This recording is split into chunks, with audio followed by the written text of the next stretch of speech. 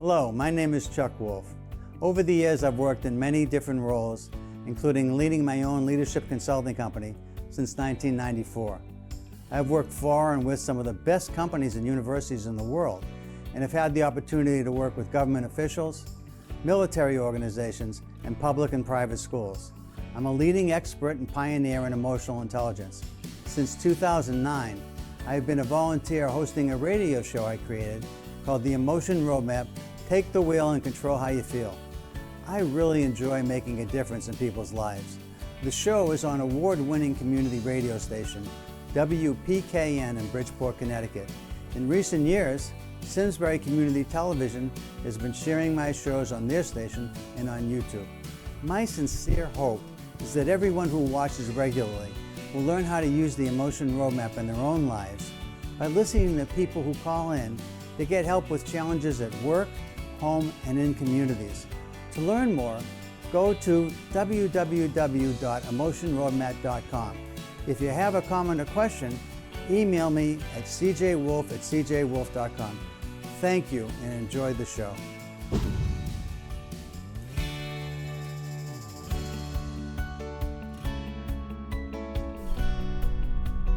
And this is Chuck Wolf. You're listening to the Emotion Roadmap. Take the wheel and control how you feel.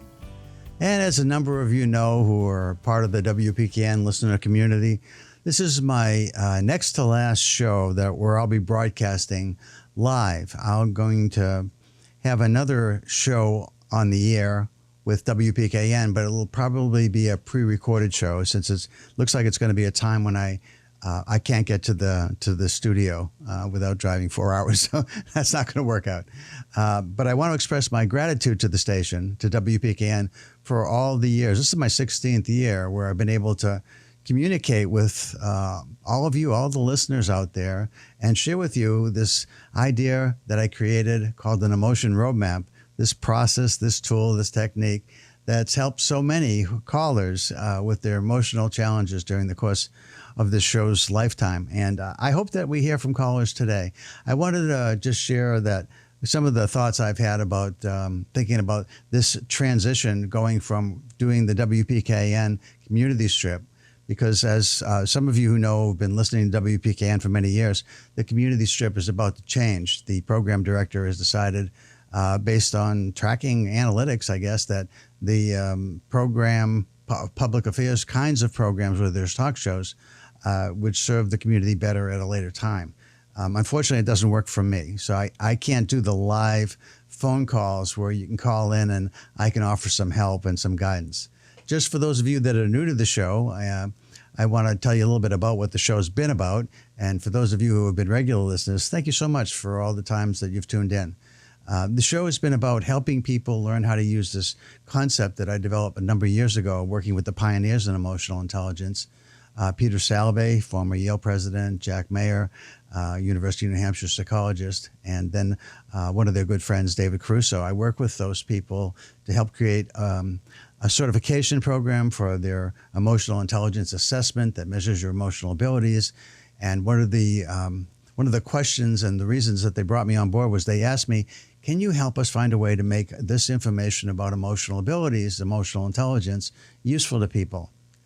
And in that space, back in the late 1990s, right before 2000, I started working with them and worked with them for 5 or 6 years, just on the idea that perhaps if we begin to look at emotions differently, as something within our control as opposed to something we just have to deal with when they come, if we could find ways to control our emotions, be smarter about our emotions, be smarter about our emotional relationships with others, if we could find some way to do that, life would be better for individuals, for families, for teams, for organizations, for companies, for countries, for the world.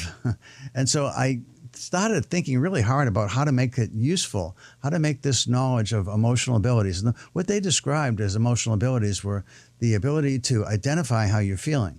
Now, this isn't new in the sense that, it was Aristotle, I believe, was one of the first recorded people to talk about how important it was to be aware of how we feel and how others feel.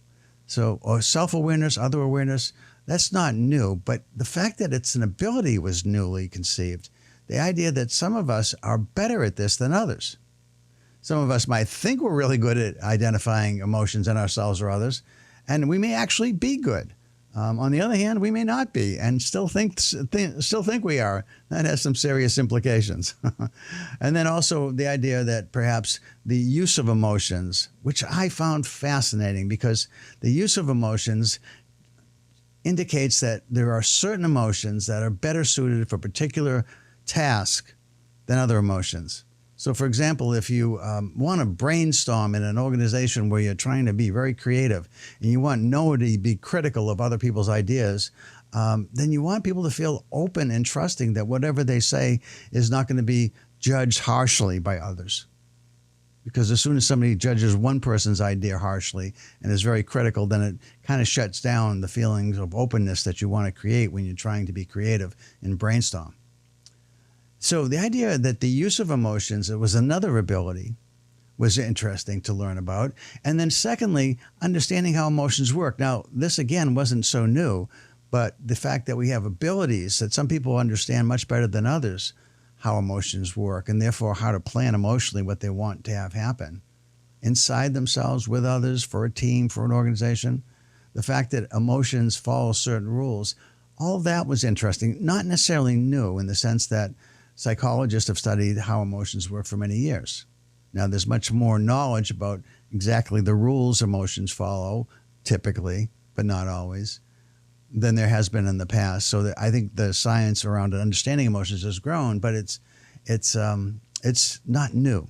And then managing emotions have been something, I think, since caveman times we've been trying to figure out, right? We're trying to figure out how do we get along inside ourselves, with ourselves, as well as how do we get along with others. So there's always been that out there. But again, the idea that these are abilities and that we're not all the same, that was really intriguing and really added to what we know about life and how to negotiate all the challenges that we face over time in life. But we still didn't have a technique, a process that helped us with that. And I thought, how about this? How about just somebody thinking about their circumstance, the challenge they face, and then asking themselves, how am I feeling about this challenge? Is it how I want to feel? What if I changed how I was feeling, if that was possible? And if I couldn't change what I was feeling, what if I at least changed what I was saying to myself about how I was feeling? Would that help? And I began to conceive of this idea of a roadmap. How do I get from a feeling perhaps that is informative? All our feelings are, I learned from Peter Salovey, our feelings are always informative. They're always telling us something. They're part of our evolutionary system. Darwin first talked about it. And the idea of an evolutionary system that protects us, that keeps us alive and helps us to survive and thrive, is our emotional system, warning us, indicating often whether it's time to fight or it's time to run. And, of course, other information comes from our emotions, but those are primarily how it helped us to survive. And some of those feelings today are still antiquated, if you will. There's a sense that maybe we want to fight, but we're in a civilized world. We're not in the jungle fighting against predators necessarily. There may be predators out there, but they don't look the same, and we can't hit back the way that perhaps we wanted to when we were, running amongst the fields and the jungles or whatever. So the whole concept is that we needed to find ways to deal with feelings that were informative, helping to protect us, but not always useful in the moment, particularly around certain tasks that perhaps they were even obstacles to getting done what we needed to achieve in a given day or a given week or month or even year. So what I thought of was, well, first identify how you're feeling based on what's going on and knowing how you're feeling. Is it ideal? Or if the use of emotions teaches us that perhaps we could be smarter about what it would be best to feel based on what we were trying to do, if we could think ideally what would we like to feel, if we could think about that, how do we make that happen? Well, first of all, it's not easy to figure out what's ideal to feel always. I mean, of course, everybody wants to feel happy and satisfied and content and all those wonderful things, but those aren't always the best feelings for what we're trying to get done. For example, if you've got a major report that you're about to present to a key group of figures. Maybe you're in a charitable organization and you're wanting to present how you're spending your money to your donors so that people feel like money isn't being wasted and it's a good use of their funds. You don't want to have any mistakes in that report. Same is true if you're inside an organization and you're a manager and you're fighting for a budget and the times are tough and there's less money to be spread around and everybody's fighting for the same small bucket of dollars. And when you go up and you make a presentation and there's mistakes in it, not only are you embarrassed, but you have less chance of being successful in securing those funds than somebody who comes up and makes a flawless presentation about their budget and what they need. And their numbers are exact and perfect, and yours aren't. Well, when you're checking your numbers and when you're presenting your numbers, it requires different emotions when you think about it. Certainly when you're presenting your numbers, you want to be extremely confident. But when you're checking your numbers before the presentation, you want to be vigilant, focused, even skeptical that you got it right, because you want to look at your presentation like your worst adversary is going to look at your presentation to see what could be called out as a mistake, what flaws exist in your presentation. So you want to be really heightened, focused, skeptical, challenging your own presentation as if you were the enemy. And that way you're more likely to catch any mistakes that might be there. Because if you go into your presentation when you're checking it and you're highly confident that you did it right, without that kind of thorough analysis and really heightened focus, chances are you might miss something. And that's when you have trouble. So my point is that the use of emotion is really an important concept. And one I hadn't really thought about much. I thought about it, certainly identifying emotions and understanding emotions and managing emotions. Those are all things that weren't new to me. The idea that they were abilities were new. But the use of emotion I found fascinating. And that became the heart of my emotion roadmap. That became the heart. Because thinking about what would be ideal to feel was something nobody asked, besides me, as far as I know. Nobody asked when you're dealing with a challenging situation, a highly volatile, complex, challenging decision you might have to make, a confrontation you have to have, a change that you need to implement in an organization or in your life or with your family that's going to be controversial. It's going to have some negative impact on people you care about and lots of people that matter, even if you personally don't know them or care about them, but they have an impact on what's going to happen going forward. Certainly that's important. And so I wonder if I ask people, what are you feeling? And what would be ideal to feel? What would be ideal to feel? And they figured it out, or I even helped them to figure it out.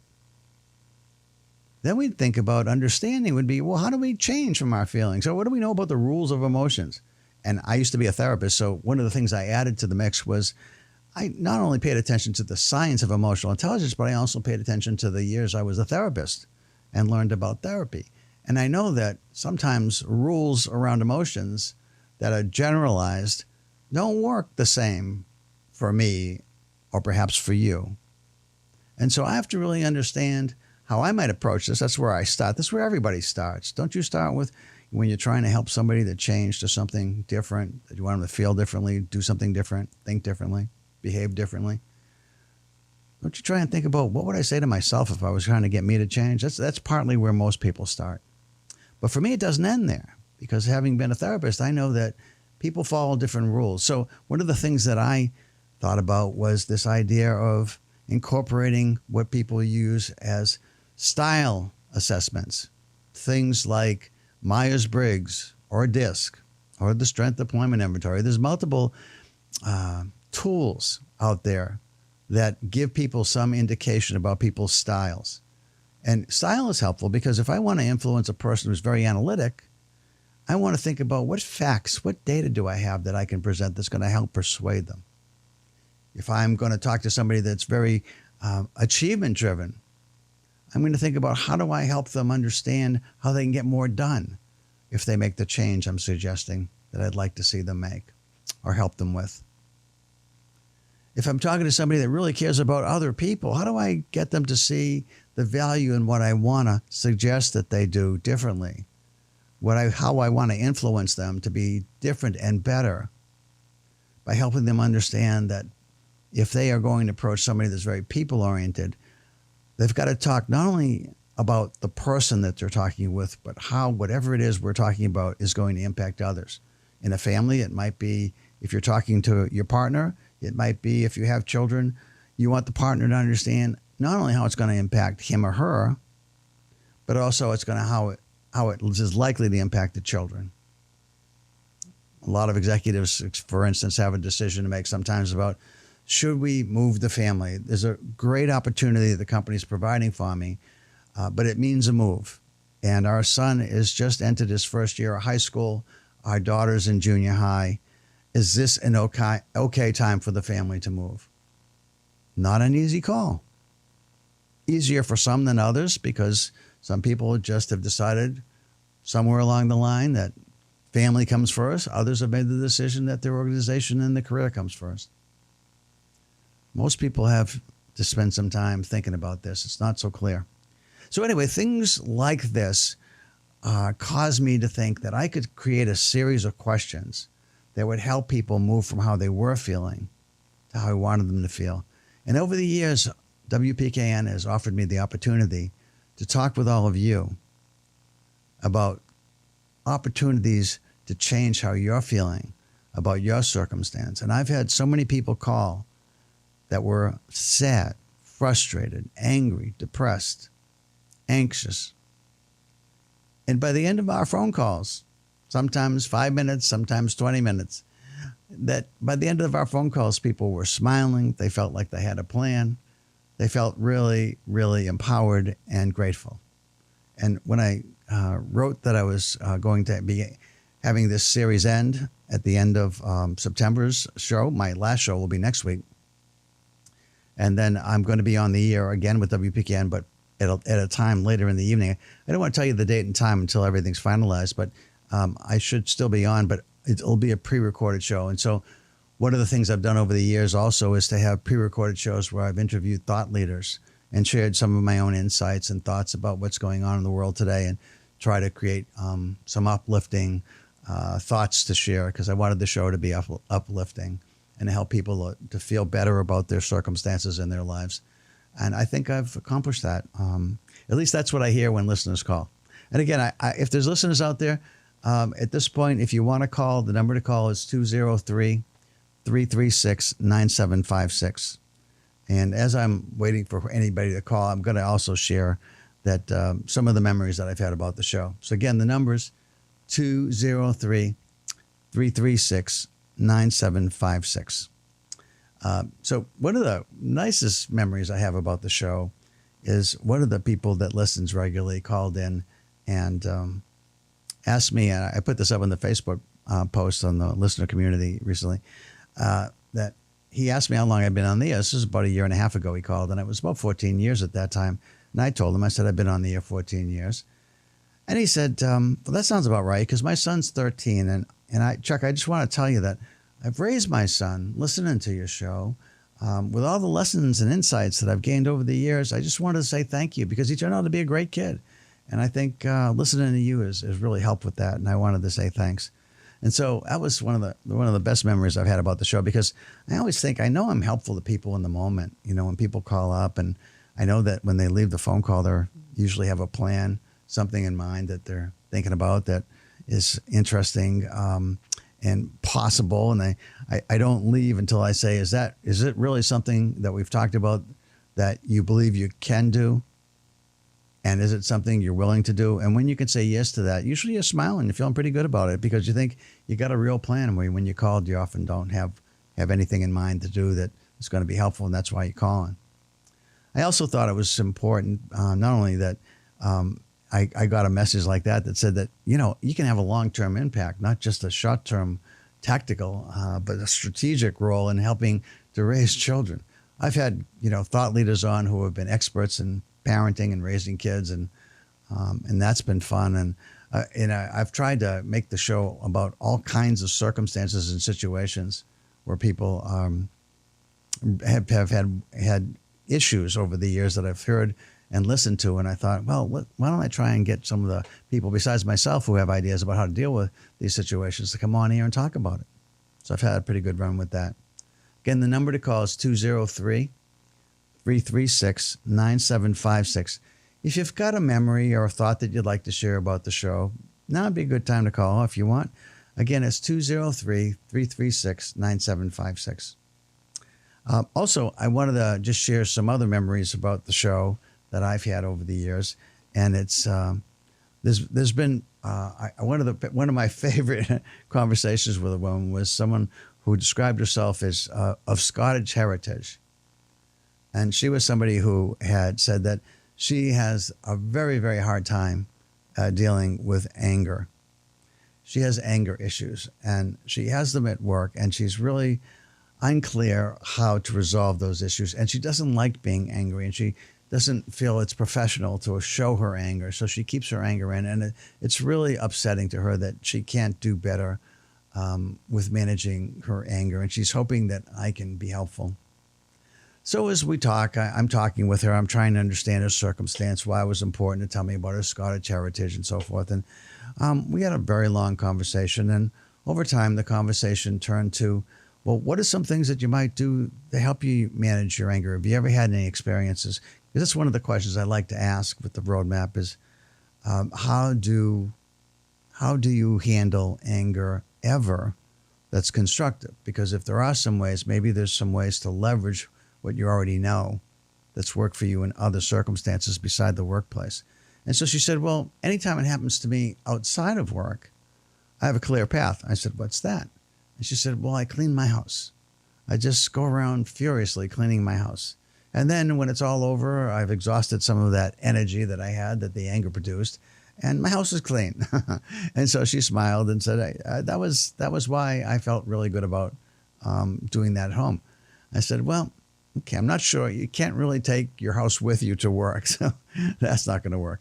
I suggested, though, when we didn't have other things that came from her, that when she sort of laughed about the cleaning at home and what I said about it, I said, what about the idea of using humor? Because if I can, I like to use humor as one strategy to help offset negative feelings that you might have if it's appropriate. Humor isn't always appropriate as a strategy, but sometimes it is.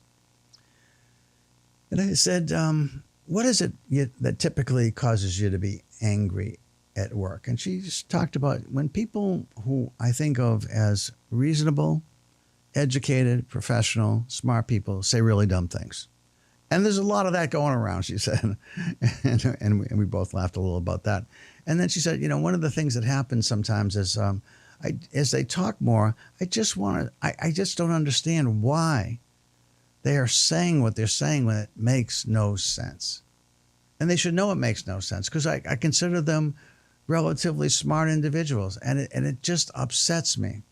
And then nobody else is commenting and saying anything to stop them. And they just go on and on and on down this path that makes absolutely no sense and is a waste of everyone's time.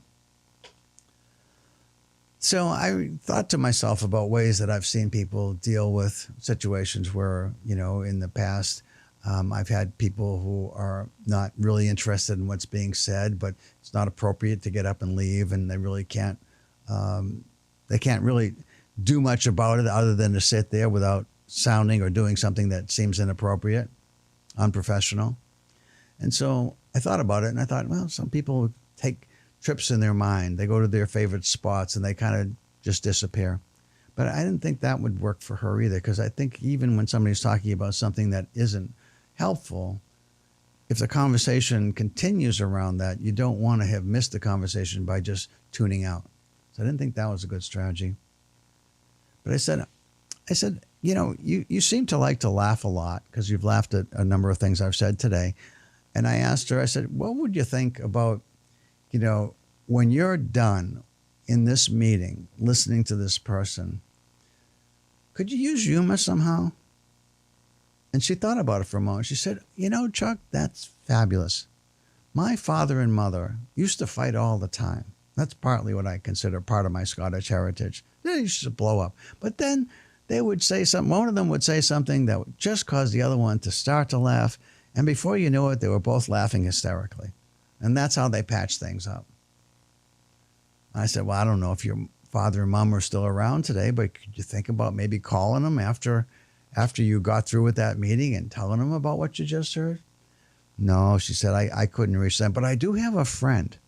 I have a very good friend who's not working now. And, you know, Chuck, I think that's going to work for me, because I'm smiling right now, because I think that what I can do is at the end of this meeting, at the end of what I'm listening to, it's such trash in my mind. And I'm thinking to myself right now about some of the previous meetings we just had this week. One of the reasons I called you today is that I could call her and just tell her about how crazy this was, and we could both laugh hysterically for a few minutes, and then I'd be fine. I think that's going to work. Thank you so much. And that was the end of our phone call. So sometimes I found unique ways to introduce humor that sometimes it could be useful again. Again, anybody with a memory or a thought that they might want to share, I'd be useful to call at this time, 203-336-9756. 203-336-9756.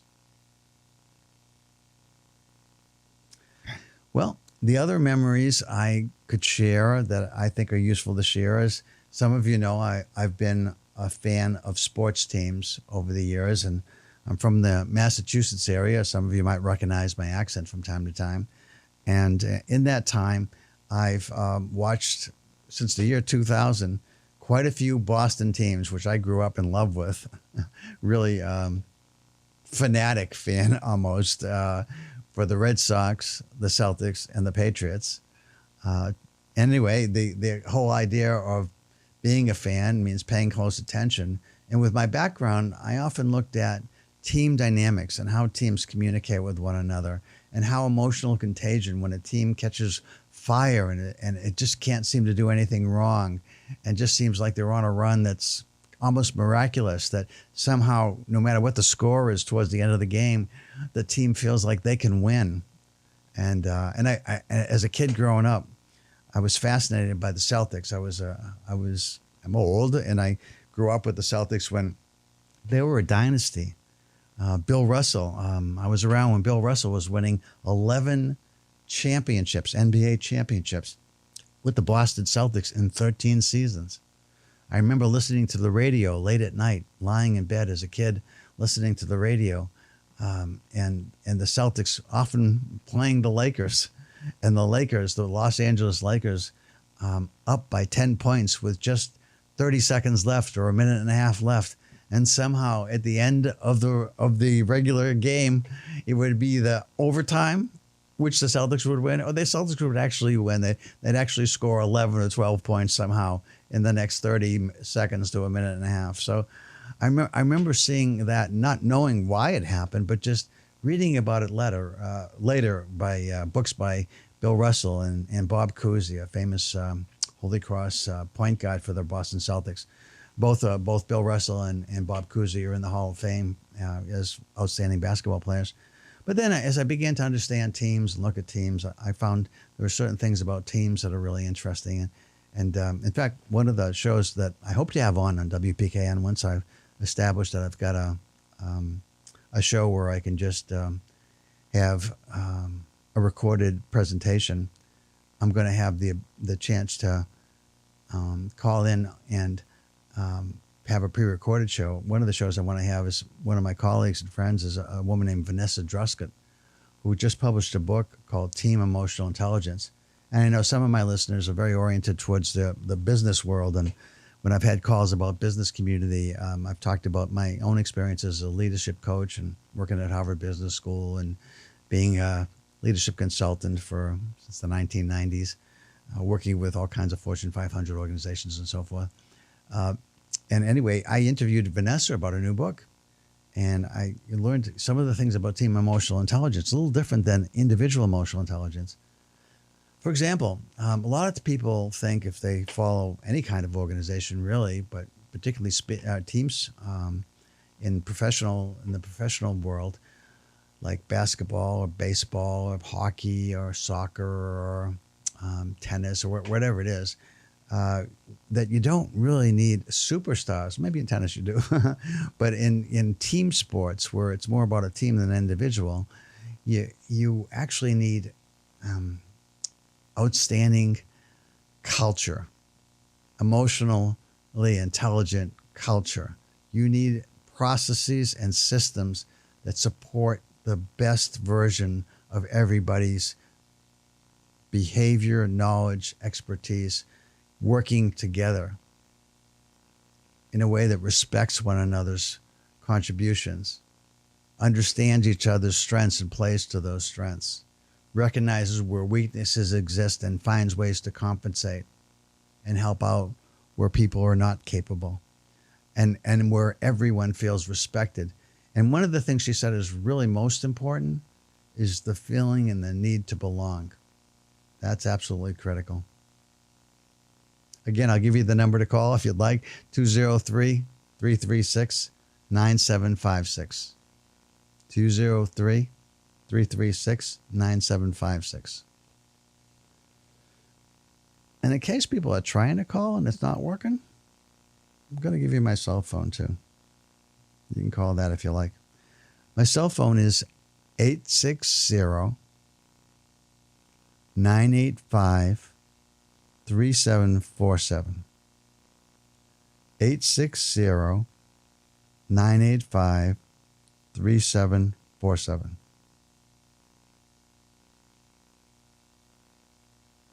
Hi, this is Chuck. Yeah, hi. Is this the guy on the radio? It is. You're on the air. This is WPKN. And I've got you on speaker, so hopefully this is working. Yeah, I'm getting my speaker off now. Sorry. Irish fireman from New York calling. Thank you for calling. That's quite all right. I've been listening. I've been listening to your show. I'm walking out of the room now, and it's really an enjoyable show. And what you're talking about the Celtics just now, being a lifelong Knicks fan from New York, I have. Right. My favorite player ever is Bird, and Russell's right up there in the top 10. And I just finished watching the 2-part series on Netflix about Russell, and I gained even more insight into him. He's almost like a cross between Goliath and like Plato. He was like really what a human being, and what a leader. Well, I'm glad you mentioned that, because I've been thinking, it's on my list of one of the things to watch, and I haven't watched it. But as a Knicks fan, you still enjoyed it? Oh, yeah. As a Knicks fan, I enjoyed it. It was almost as good as the new Devo documentary. Oh, okay. Well, actually, congratulations to the Knicks on a great season. I thought they played. They were fun. As a Celtics fan, of course, I hated to see them beat the Celtics, but I thought they played great. And I'm sorry they lost in the finals, because I have some friends who are Knicks fans. Yeah. A valiant effort. Is it okay to go down the basketball path a little bit more? Yeah, sure. Go ahead. I've watched almost every documentary and highlight of Bird. He was my hero when he played, and he is now. And even in this little documentary about Russell, he doesn't have much airtime, but when he speaks, it's clear. It's classic Bird. But I played ball in high school, and then I would have played in college possibly had I not gone into the Navy. This was during the end of Vietnam, and I was a basketball player. That was my first and last love as far as sports are concerned. My kids all play lacrosse and God knows what else. They're grown now. But here's the thing. What I loved about Bird is, there's so many aspects of what made him great, but people don't realize that he had a sense of being where he was when he was on the court. And it was most obvious by his passing. He made a pass one time, and I've never heard him discuss it. He was on all fours in the 3-second lane, about to be engulfed by whoever they were playing. I don't remember. And McHale was cutting to the hoop, and he didn't have he didn't have a clear way to pass it to him because there was too many bodies in the way, and he punched the ball, and he punched a perfect pass, threading a needle to McHale, who put it up for two, and it's he was so resourceful, and that's a word that is seldomly used about basketball players. Resourceful. Like Dennis Johnson was a resourceful point guard, and the Chief, he was. Oh, by the way, I was a Celtic fan the whole time that Bird played for the Celtics. I left my allegiance for the Knicks. I left my allegiance for the Knicks for about 13 years, or for however long he played. Wow. But, Okay. But it's I'm not an opera lover or a classical music lover, but it's operatic to see five players in unison, working off of each other's highlights and off of each other's strong points. Not unlike the Celtics of the 80s, and not unlike the Celtics of the 60s. Once Russell came to the Celtics in, I think it was 63, I'm not sure. They immediately picked up steam, and of course Cousy was in his prime, and they just had, but they had, Sat Sanders and Don Nelson, and Heinsohn was a major starter. But they had a whole bunch of guys off the bench who were backing up the real superstars. And like one time Russell got hurt, there was nobody to really take his place. So they were living on borrowed time sometimes. But history proves whatever their I don't know, whatever their strategy was and everything, it got them to the finish line. And it was something to behold. It was a thing of beauty. It was like a work of art. Going to the Louvre. Yeah, I think you're right. I absolutely agree with just about everything you said. A couple of things that I'd say about this is, Larry Bird, one of the gifts that he had was he made everybody else on the team better.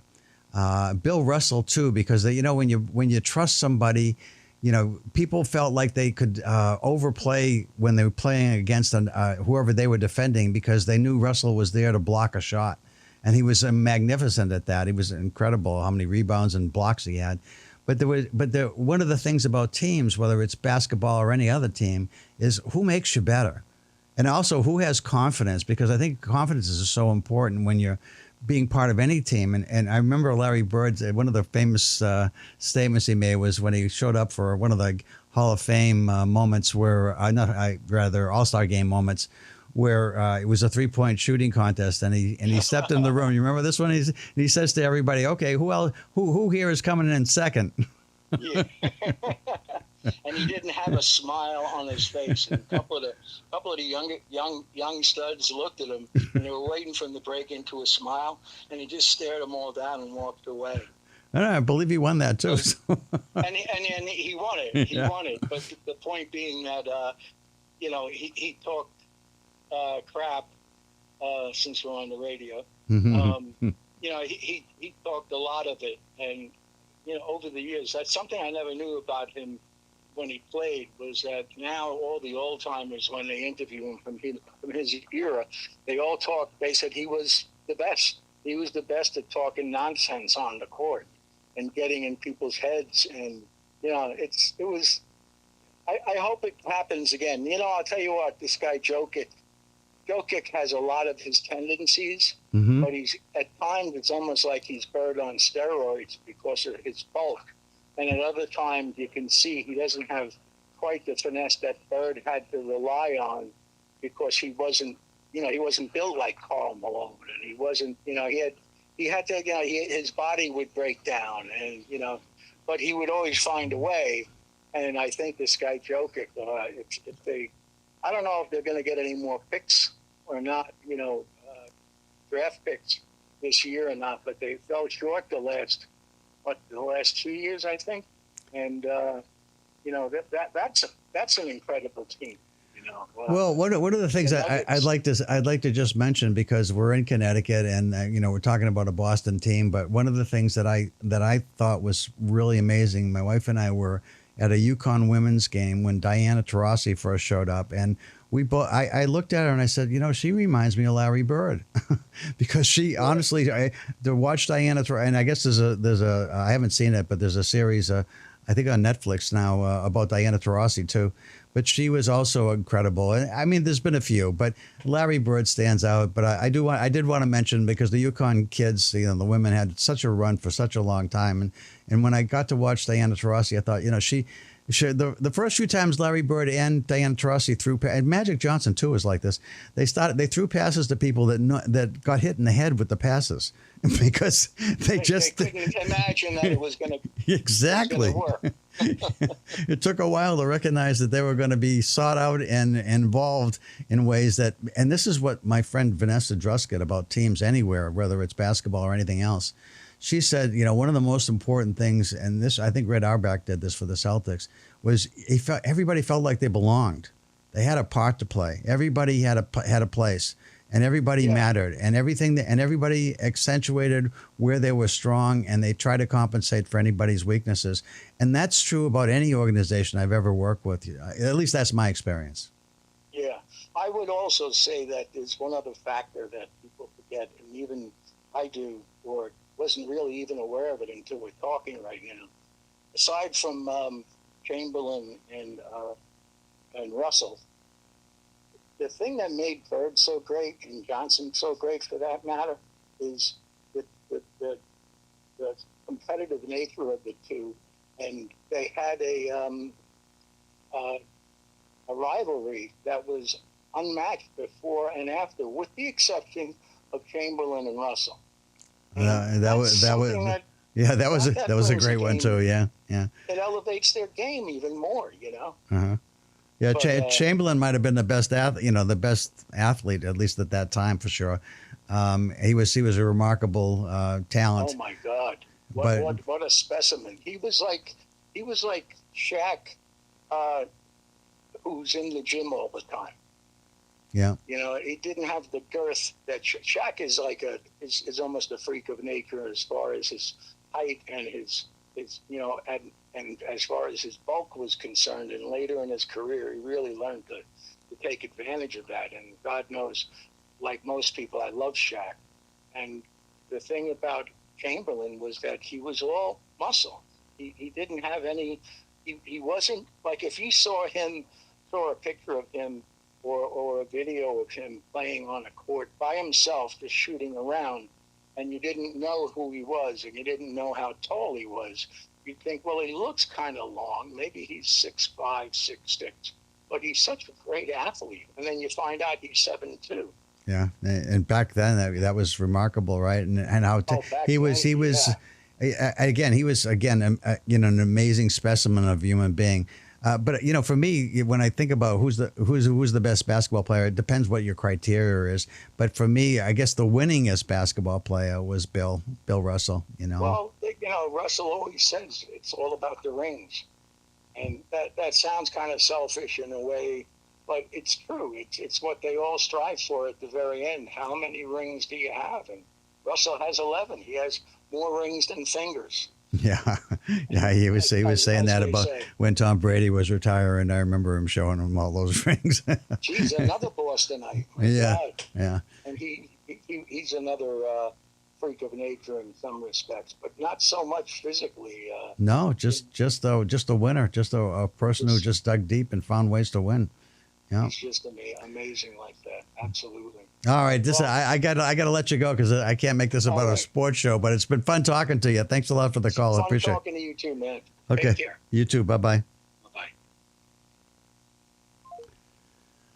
Okay, so I guess this phone's working in case you want to call and talk about something. I'm glad we had the chance to talk about sports. That's one of my favorite themes. But again, my number is 860-985-3747 if you want to give me a call, and I'll give that a second. Since it's cell, 860-985-3747.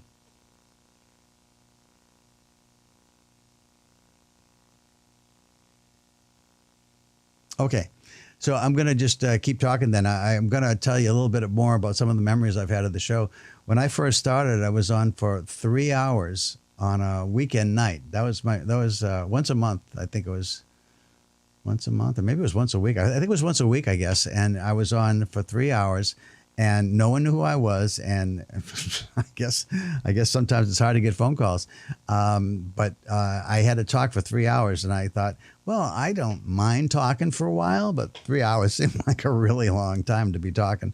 But I found things to say, and people eventually started to tune in, and people started to call, and we had a show and that worked for a while. And then Peter Boshin was the person who kind of conceived this concept of a community strip, where from 12 to 1 p.m. we'd have different public affairs kinds of programs on the air.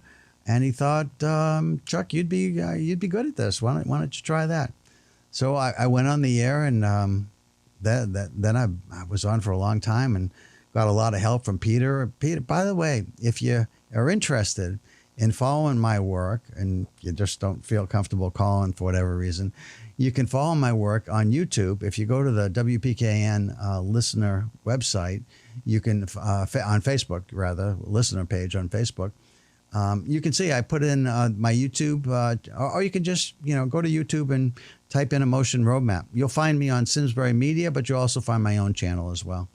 And then secondly, you can find me on Public Radio Exchange. And the reason I thought of that was because Peter Bochin, who was general manager at the time when I came on, Peter was the person who told me that, Chuck, as somebody doing public radio or community radio for us here at PKN, you can actually put, you have to pay a small fee a year, and you can post your shows, the ones you like, and you can edit them before you post them and put them up on Public Radio Exchange. It's called PRX. And so you'll find a whole bunch of my shows over the years are up on PRX, the ones that I like the best. So you'll get the best of the shows that I've done over the years on PRX. Also, Brendan was very helpful, our assistant general manager, in getting the podcast up. And I'll continue to offer to put podcast up, I guess, once I establish whether or not I can do this pre-recorded show later, I guess in October at some point. Let's see if that happens and goes forward. I'll continue to put podcast up, and you can find my show on iTunes or anywhere really you listen to podcast. So that's another possibility if you like. But you can find me on Public Radio Exchange. Type in Public Radio Exchange and Emotion.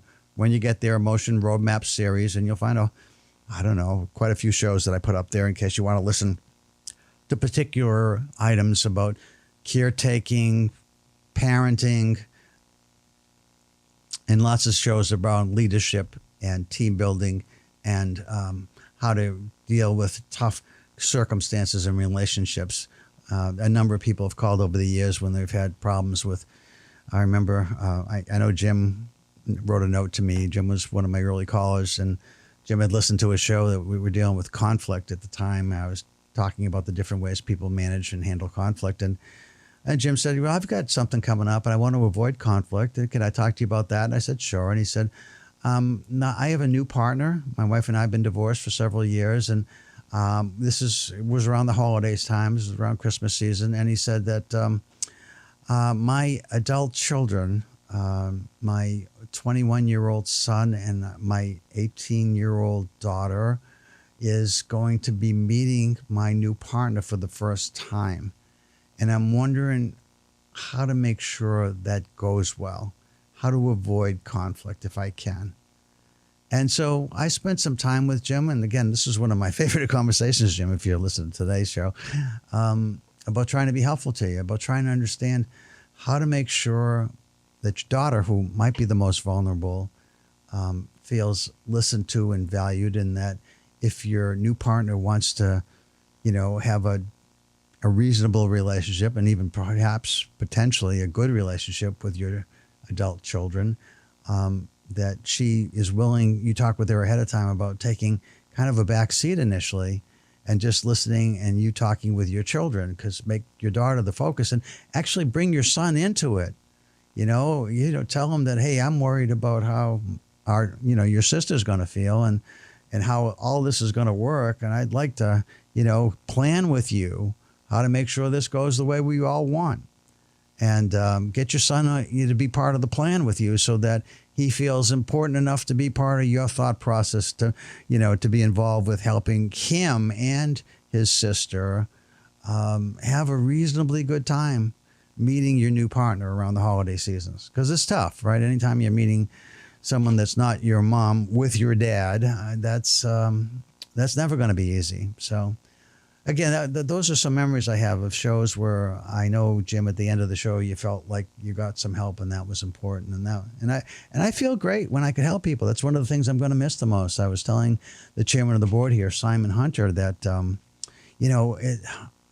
not.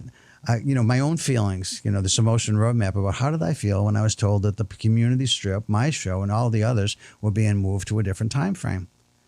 I said, well, I was disappointed. I was disappointed, and I was trying to feel like, well, how do I want to feel about this? And I thought, well, there's a couple things. One is, what I've found in life is that anytime a door closes, it seems like new ones open up. And it's possible, very possible, that another radio station up in the Hartford area, closer to home for me, is going to be available for me to open up to and be able to be on the show and have people call in. So that felt great. And I explained to Simon, I said, I'm not, my concern isn't for me, and my concern isn't even for the station, although, obviously PKN is trying really hard to establish itself as a player in these very challenging times. And financially, it's challenging. And so if you're a donor, hopefully you continue to donate. But one of the things that I said was, my concern is the community. I said, the best part of my show has been when people have called in and I've had a chance to talk with them and help them out.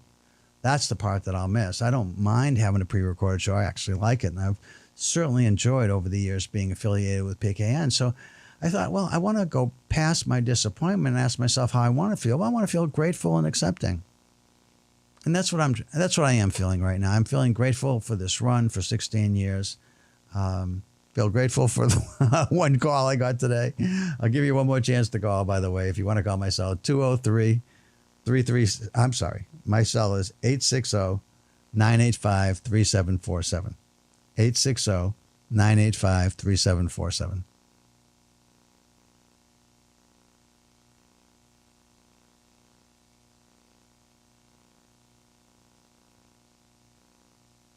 Okay, well, I guess I'll just sign off then and say to you, I've really enjoyed the opportunity to be on PKN. I've had a real, number of moments here that have been pretty special. I've enjoyed the opportunity to be part of a community strip and to be part of the WPKN community, and I've appreciated the opportunity to talk with people over the years. And I've hoped that one of the goals for the show is, I hope it happened, is that I wanted people to learn about this emotion roadmap, even if you didn't call, just that you'd learn how to think this way, that whenever you're stuck, good critical thinkers, smart people who get stuck, often are stuck because something emotional is happening inside them, inside yourself or inside other people. And if you're stuck, one of the things that I'd say to you is ask yourself these questions and see if it helps you get unstuck and move on. And I was hoping everybody'd learn that as they listen to me help other people. I've tried to point that out. The first question is, what is it you're feeling? And if there's anyone else that's key, sometimes it's just internal for yourself, but if there's anyone else that's key to what's happening, how is he or she, are they feeling? And what would be ideal for you and anyone else that's key to actually feel? What would you want to feel if you could make magic happen? What would be the ideal feelings you'd want? And then how do you get, the concept of a roadmap is, how do you get from where you are, feeling-wise, to where you want to go in terms of your feelings? How do you get, I often use the example, from anxious to confident. How does that happen? What do you do? How do you do it? And then if you can basically think about any time maybe that you've been anxious in the past and you've turned it into confidence somehow, some way, perhaps there's a way to learn from that, even though the circumstance you might face today is different than what happened in the past. Often we can learn how to use our strengths based on our past experiences, even when the experience itself is different, but the feelings were the same. And then when you start to think about the strategies for how do you get from anxious to confident or anxious to calm, whatever it is you're looking to get to, are you possibly conceiving strategies that are really going to work for you? Because as you think about what you might do, two key questions emerge for me, and that's part of the roadmap too. So it starts with, how are you feeling? If it's not how you want, how would you like to feel? What are some possible strategies to feel? And the final set of questions is, do you have a strategy that you're actually able to do? You have the ability, the competence, maybe the time, the energy, the money, the skill set, whatever it is you need to do it. And are you willing? Are you willing? So that's it, folks. So I'm going to say goodbye to you. It's been a pleasure being with you as part of your community. Hopefully, the next show that I get to do is going to be my last one. If you have a chance and you want to call in, it'd be fun to hear from you. Again, this is Chuck Wolf. You've been listening to the Emotion Roadmap. Take the wheel and control how you feel. This is the 16th year for the show, and I've got one more show to do next time. And I have enjoyed all my experience working with you. I want to say thank you to all the people at WPKN that have been involved with my show here and have been helpful over the years. And I'll do more of that next week when I'm on the air. But one person in particular I want to thank is Lou Pomales, who actually got me on the show so many years ago. So thank you, Lou, if you're listening. Take care, buddy. Okay, bye, everybody. Talk to you next week.